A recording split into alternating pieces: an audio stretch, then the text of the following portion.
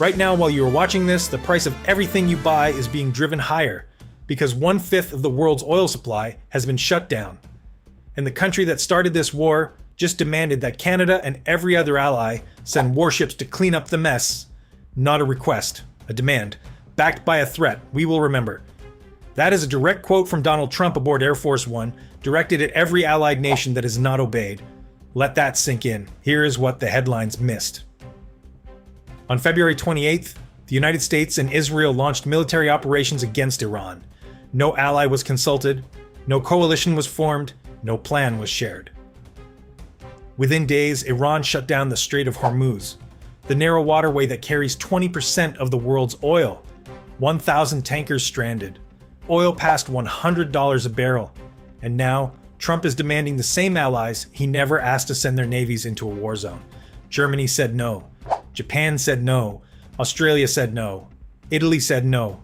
The UK said no. Every single one. Meanwhile, our Prime Minister was doing something very different. Last week, Mark Carney stood on a frozen NATO base with the German Chancellor. This weekend, he sat with 5 Nordic leaders in Oslo. Monday morning, he walked into 10 Downing Street.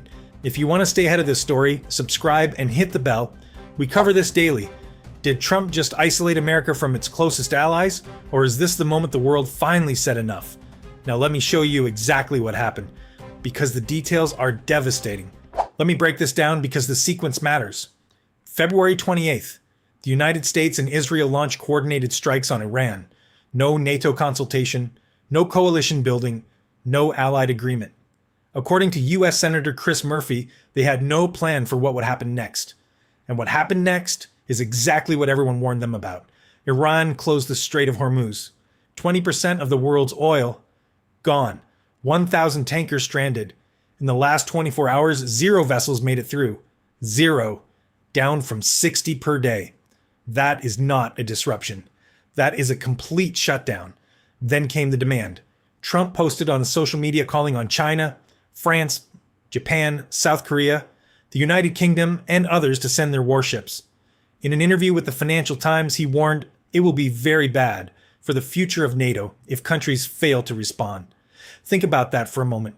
The country that launched operations without asking a single ally is now threatening those same allies for not volunteering their navies. But here's the detail that turns this from embarrassing into devastating. Reuters has reported that the U.S. Navy itself has been refusing near-daily requests from the shipping industry to escort vessels through the strait. The risk is considered too high. Trump is demanding allied navies go where his own navy will not. And this is where it gets really interesting. Here's where it gets fascinating. Do you see what's happening here? One by one, in public, on camera, every ally answered. And every answer was the same. Germany responded first and hardest. Defense Minister Boris Pistorius said, "What does Trump expect a handful of European frigates to do that the powerful U.S. Navy cannot do? This is not our war. We did not start it." Not our war. From the country whose chancellor stood beside Carney on that frozen NATO base 5 days earlier. That is not a diplomatic statement. That is a line in the sand. Japan's ruling party said there are no plans to dispatch ships. Australia's transport minister said flatly, "We will not be sending a ship." Italy's foreign minister said expanding operations should not happen. The EU's foreign policy chief Kaja Kallas said there is no appetite. No appetite. Not we are considering it. No appetite. Luxembourg's deputy prime minister Xavier Bettel offered the bluntest response. Blackmail is not what I wish for. And then came the United Kingdom. Keir Starmer, standing at the same podium where he and Carney had just finished their meeting, told reporters Britain will not be drawn into the wider conflict. He said explicitly, this will not be a NATO mission. Now connect that to what I showed you earlier. Trump alienated every ally with threats, then demanded their navies, and received nothing. Critics say Europe should help anyway because oil prices affect everyone. But the data says something different. The allies are refusing because the war started without them. Is this the end of American-led alliances or the beginning of something new? Drop your answer in the comments. But here's the part that should make every Canadian pay attention.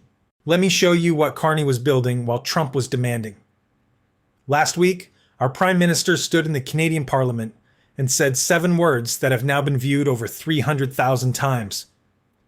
Canada is not participating in the offensive operations of Israel and the United States, and will not, ever. Let that sink in. Then he got on a plane and did something no Canadian Prime Minister has done in over 40 years. He visited Norway, he stood beside German Chancellor Friedrich Merz and Norwegian Prime Minister Jonas Gahr Støre at NATO's cold response exercise. 32,000 troops from 14 nations. Canada's Arctic defense commitments on display. The next day in Oslo, Carney sat with the leaders of 5 Nordic nations: Norway, Sweden, Denmark, Finland, and Iceland. They issued a joint statement on Arctic security, territorial sovereignty, and the rule of law. Denmark's Prime Minister Mette Frederiksen publicly thanked Carney from the bottom of her heart. Iceland's Prime Minister Kristrún Frostadóttir said there is a void in global leadership, and Canada has been filling it. Then Monday morning, Carney walked into 10 Downing Street. Starmer wished him a happy birthday. The two leaders agreed on the need for stability and the protection of international shipping routes through diplomacy rather than demands. That same day, Starmer told his own press conference, this will not be a NATO mission. Britain will not be drawn into the wider war. One leader demanded obedience and got silence. Another showed up, stood beside his allies, and was thanked by name. So where does this end? The answer is permanent. The endgame is clear. Every refusal this week is on the public record. Germany's words are documented. Japan's rejection is official. Australia's refusal is confirmed. Britain's Prime Minister said on camera, this will not be a NATO mission. And our Prime Minister was standing in Downing Street when he said it. Every defense agreement Carney signed in Norway has a timeline and a budget. Every partnership deepened in Oslo is permanent. The $32 billion Arctic defense commitment is already allocated. The Canada-Nordic alliance on territorial sovereignty does not expire. Washington's problem doesn't get fixed, it gets worse. Every time Trump demands gratitude, he proves the old partnership is dead. Every time he threatens the future of NATO, he pushes allies toward alternatives. Every insult validates Carney's thesis that middle powers must build a new order without American permission. And the words, this is not our war, do not disappear when the news cycle moves on. While Washington demanded warships, Ottawa built alliances. While Trump threatened NATO, Carney strengthened it. While the president issued ultimatums from Air Force One, the prime minister was thanked by name by the leaders of 6 nations. And while America's closest allies walked away from the demand, every single one of them walked toward Canada. Everything I've shown you tonight comes from public reporting. But the conclusions are mine. You decide what it means. If this analysis opened your eyes, share it with someone who needs to see it.